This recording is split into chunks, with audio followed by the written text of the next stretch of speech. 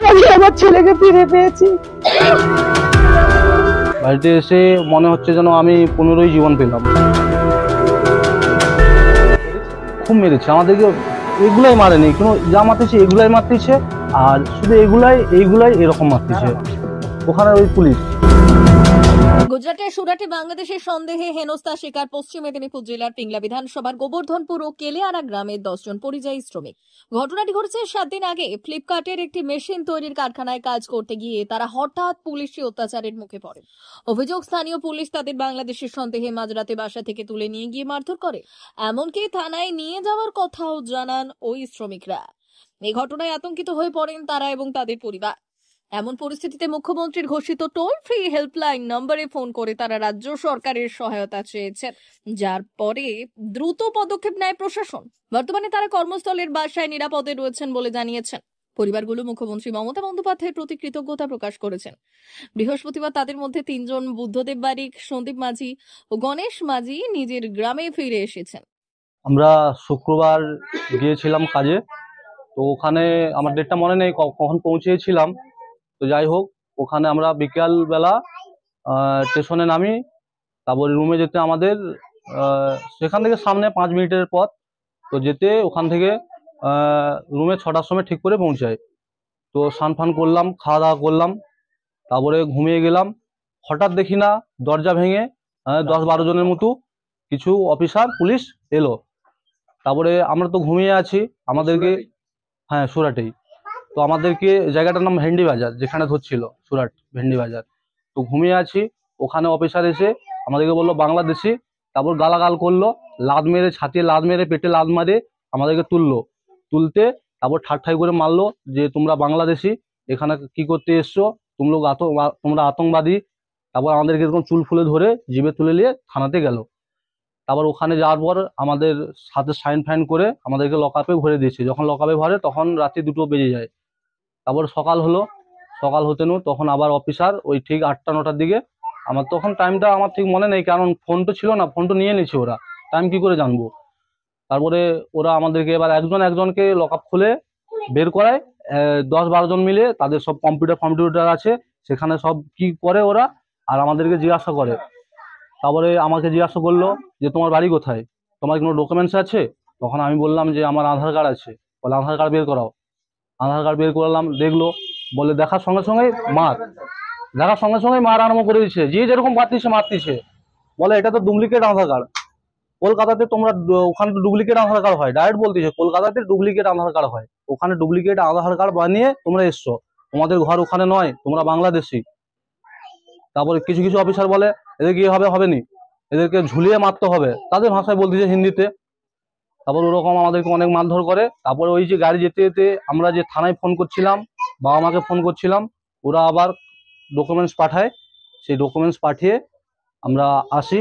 তো রাজ্যের যে মুখ্যমন্ত্রী, তাকে অশেষ অশেষ ধন্যবাদ জানাই, কেন তার দ্বারাই আমরা আসতে পেরেছি। আজকে কি বাড়ি এলেন? হ্যাঁ, আজকেই এক্ষুনি বাড়ি এলাম, ওই 5 মিনিট আগে। কটা নাগাদ? ওটা ওটা 4টার সময় এসছি। এখন কি বাড়িতে পৌঁছেছেন? হ্যাঁ। এখন সবার সাথে কথা হলো? হ্যাঁ, কথা হয়েছে। কেমন লাগছে বাড়িতে এসে? বাড়িতে এসে মনে হচ্ছে যেন আমি পুনরায় জীবন পেলাম। ওইখানের অনুভূতিটা কেমন ছিল? খুবই কি ভয়ানক? খুবই ভয়ানক।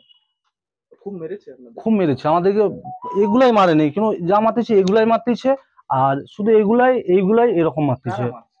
ওখানে ওই পুলিশ। মানে ওইখানের পুলিশ? হ্যাঁ। তারপরে আপনারা কি হেল্পলাইনে যোগাযোগ করলেন?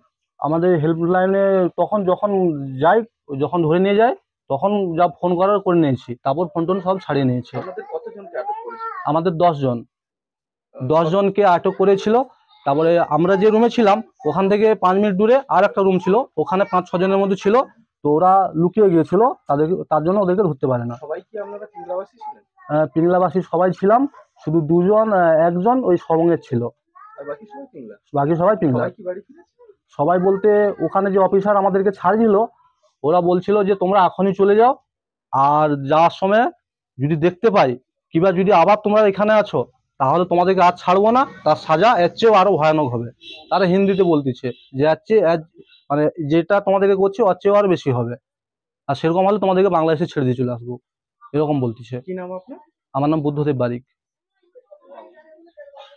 বাড়ি? বাড়ি মালিকগ্রাম। এই মুহূর্তে ছেলে বাড়িতে এলো, হ্যাঁ, কেমন এই লাগছে? ছেলে বাড়িতে আসছে, ভালো লাগছে। কতটা চিন্তায় ছিলেন? অনেক অনেক চিন্তায় ছিলাম। কোথায় গিয়েছিল ছেলে?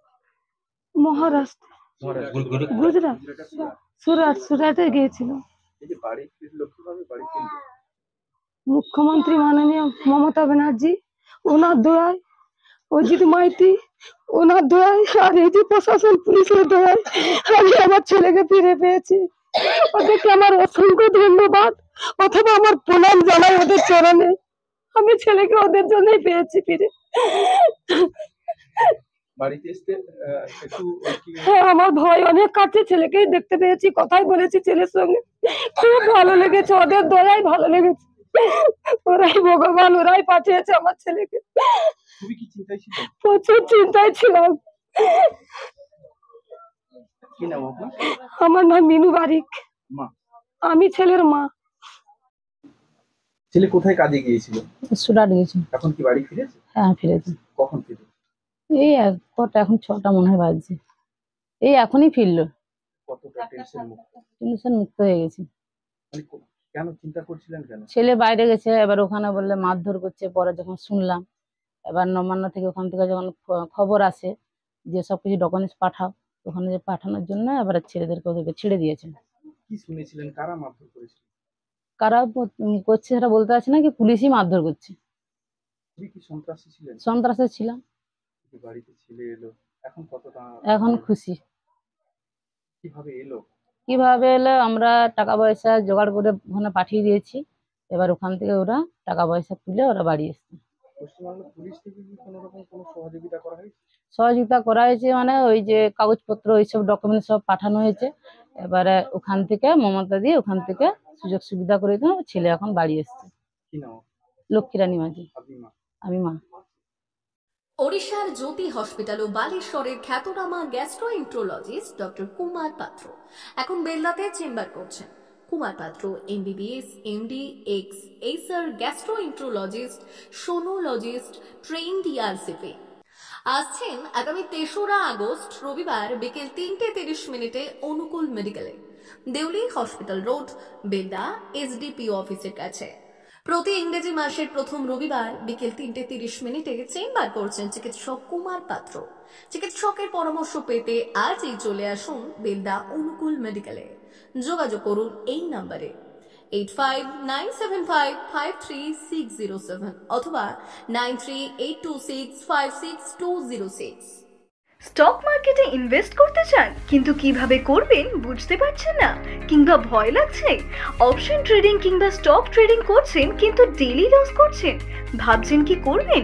তাহলে আর চিন্তা নেই, কারণ এসে গেছে এনকে ট্রেডিং এখন বেলদাতে। এখানে আমরা স্টক মার্কেট বাংলা ভাষায় শিখিয়ে আপনাকে সফল ট্রেডার তৈরি করায় বদ্ধপরিকর। আমরা স্টক ট্রেডিং, অপশন ট্রেডিং এর সমস্ত নিয়ম ও কৌশল ডিপলি শিখিয়ে থাকি লাইভ ট্রেডিং ও প্র্যাকটিক্যালের মাধ্যমে। শুধু কি তাই, এছাড়াও আমরা ট্রেনিং এর উপর আমাদের লার্নিং সাপোর্ট গ্রুপে ট্রেডিং এর জন্য জয়েনিং ও সাপোর্ট লাইফ টাইম ফ্রি। তাই আর দেরি না করে আজই যোগাযোগ করুন 8617423277 এই নম্বরে। আমাদের ঠিকানা দেউলি হসপিটাল রোড, বেলদা।